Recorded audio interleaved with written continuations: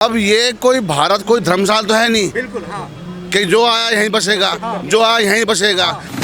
अगर हम सच्चे भारतीय हैं तो SIR से डरना कैसा, और अगर हम बांग्लादेशी हैं तो यहाँ पर वोट कैसा भाई। देखिए SIR में कहीं जात पात का कोई भेदभाव नहीं है। तेजस्वी यादव जो बोल रहा है ना, वो बार बार बोल रहा है, वो तो घर के अंदर SIR कर रहा है। अच्छा, बाइक और बहन को भगा दिया तो ये SIR नहीं है क्या? हिंदू भारत में रहना चाहता है, अगर कभी भी आना चाहता है तो आ सकता है, क्योंकि उसका देश है हिंदुस्तान।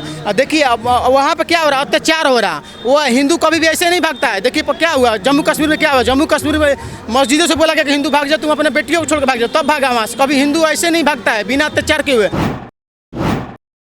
हमारा सीधा सी बात है, जो हमारे देश का निवासी है उसका रजिस्टर बनना चाहिए। सीधी सी बात है। जो बाहरी है वो हमारे देश में रहने का हकदार नहीं है। बाहर जाना चाहिए। बिल्कुल जाना चाहिए भाई। हमारे यहाँ का रोजगार खत्म हो रहा है, जनसंख्या बढ़ रही है और अपराध बढ़ रहा है, क्राइम बढ़ रहा है। तो जाहिर सी बात है, जो हमारे देश का एक्चुअल आदमी है वही देश में रहने का अधिकारी है। जो बाहर का रहने वाला उसका कोई अधिकार नहीं। सर आप ये बताइए, कुछ नेतागण का कहना है कि बांग्लादेशी जब हिंदू भारत में रह सकते हैं तब मुस्लिम क्यों नहीं रह सकते हैं, इस पे क्या कहेंगे आप सर? हिंदू जो भारत का नागरिक है उसका तो अधिकार रहने का है। अब ये कोई भारत कोई धर्मशाला तो है नहीं। बिल्कुल हाँ। कि जो आया यहीं बसेगा, जो आया यहीं बसेगा। अरे तुम पे डॉक्यूमेंट है, अगर तुम्हारे 3-4 पीढ़ियों के डॉक्यूमेंट है, तुम भारत के नागरिक हो, तुम्हारा को अधिकार है। ये क्या हुआ, ये भारत में आए, हिंदुओं को मारा, बेजुल्मों को मारा, निर्दोषों को मारा, फिर भाग के चले गए, फिर आ गए। भारत अब जो है एक सही कदम रखने जा रहा है। SIR होना चाहिए पूरे देश के अंदर। जो भारत का नागरिक है वो भारत में रहेगा, और जो भारत का नागरिक नहीं है उसको खदेड़ के बाहर भगा दो यहाँ से, चाहे वो कोई भी हो। आपने बहुत अच्छा बात की, लेकिन मेरा क्वेश्चन का आंसर आपने नहीं दिया अभी तक।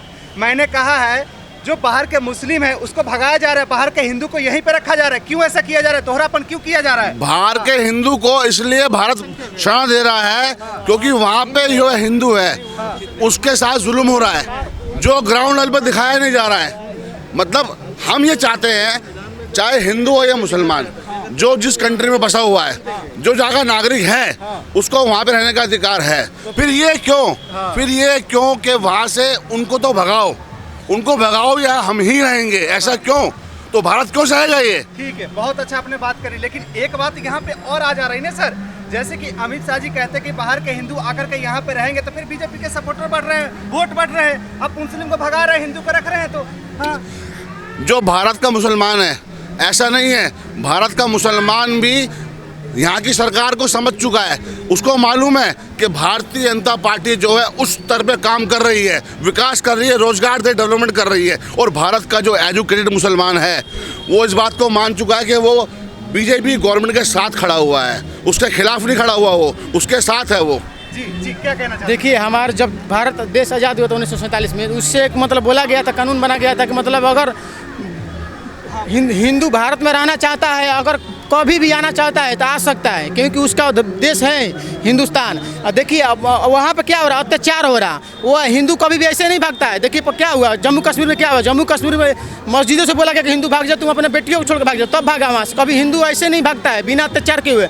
ये लोग बिना अत्याचार के आ रहे हैं क्योंकि हमको कब्जा करना है यहाँ पे। हिंदू कभी भी बिना अत्याचार, क्या हुआ 21% हिंदू थे, 1% बचे। अब अफगान में मतलब 70% मतलब बुद्धिस्ट, आज बिल्कुल 0 हो गए। उसके बाद बांग्लादेश में कितने थे, 25% थे, आज कितना हो गया, लमसम 2-3% बचे हैं। ग्राउंड लेवल हमको लग रहा है कि आधा % होंगे।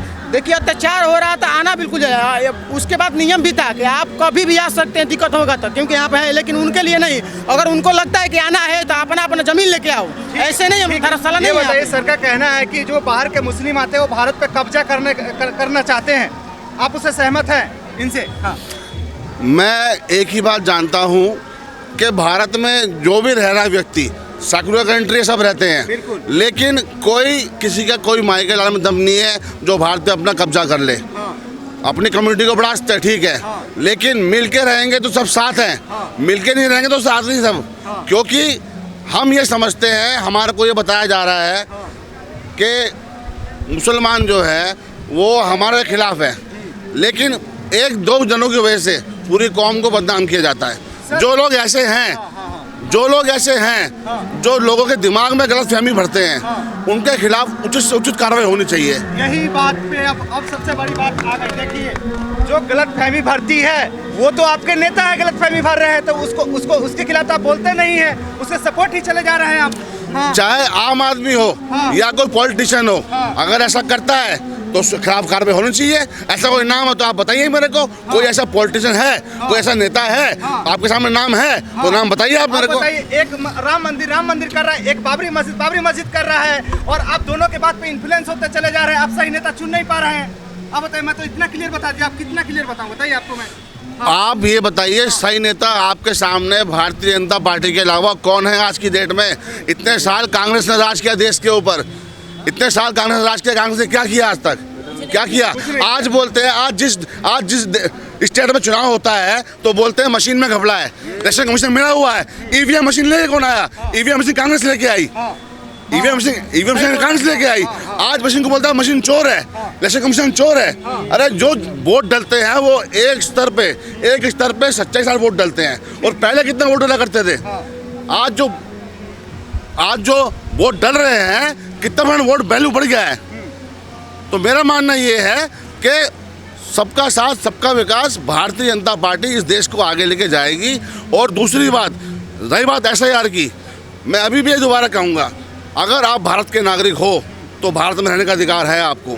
ये कोई धर्मशाला नहीं है जो आए बस गए और चले गए, आए बस गए चले गए। ये धर्मशाला नहीं है, इसका थोड़ा सा बताइए कॉन्टेक्स्ट क्या है। अगर हम सच्चे भारतीय हैं तो SIR से डरना कैसा, और अगर हम बांग्लादेशी हैं तो यहाँ पर वोट कैसा भाई?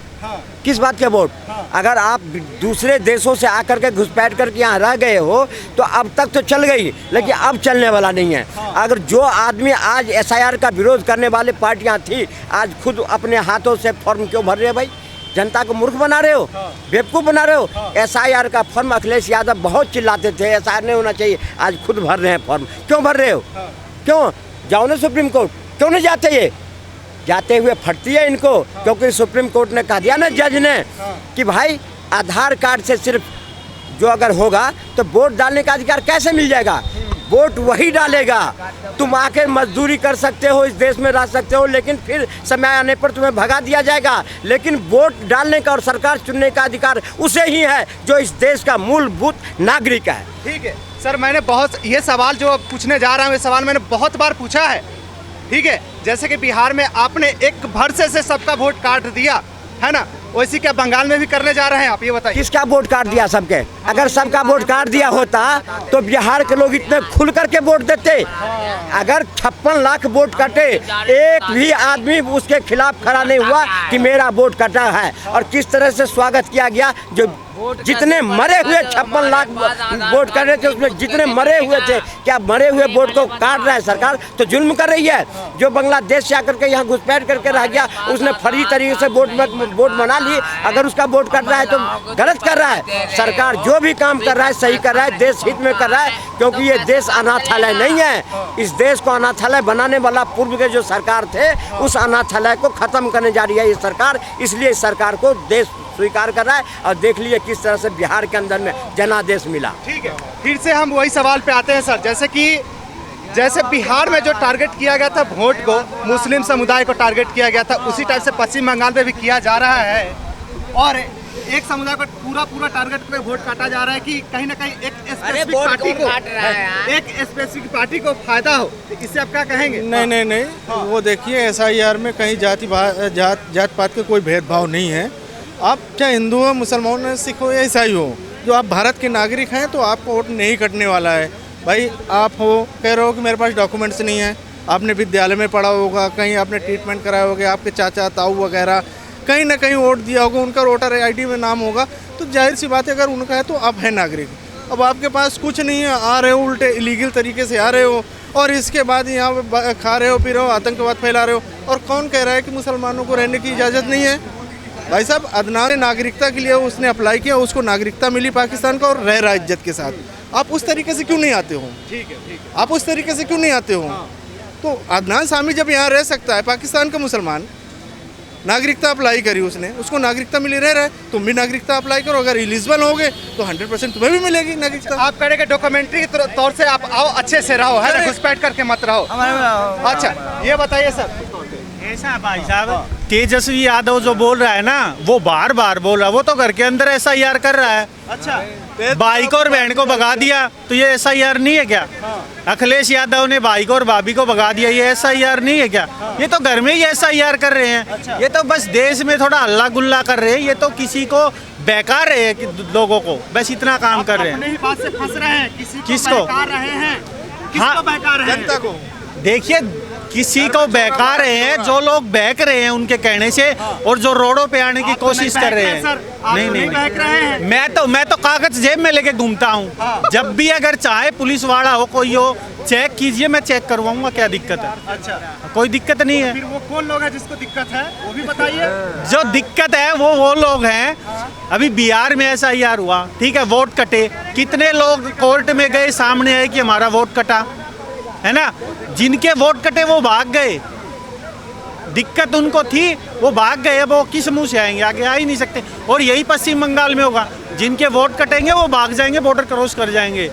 यहाँ पे कोई नहीं जाएगा कोर्ट में कि मेरा वोट कट गया, ये हो गया, वो हो गया, क्योंकि उनके वोट कभी यहाँ थे ही नहीं।